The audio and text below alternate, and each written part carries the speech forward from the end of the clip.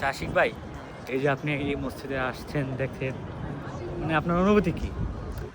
আমার অনুভূতি যদি তুমি জানতে চাও, আমি বলবো আমি এই মসজিদটাকে যতবার দেখছি আমি আশ্চর্য হচ্ছি। মানে আমার কাছে এতটা ভালো লাগতেছে যে আমি বলে ভাষায় প্রকাশ করতে পারবো না। হাজার বছরের পুরাতন মসজিদ এটা, মোহাম্মদ আলী বাদশাহ মসজিদ এটা। তো এত বড় মসজিদ এবং এর মিনারটা এত উঁচু, আমি যতবারই দেখছি ততবারই আশ্চর্য হচ্ছি। এবং সবচেয়ে বেশি যেটা আমাকে আকর্ষণ করছে এখানে, সেটা হচ্ছে এই মসজিদটা এবং পিছনের কায়রো শহরটা।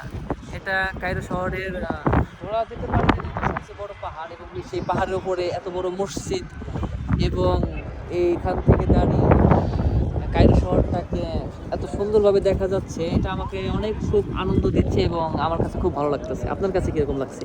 আমার কাছে ওয়াও,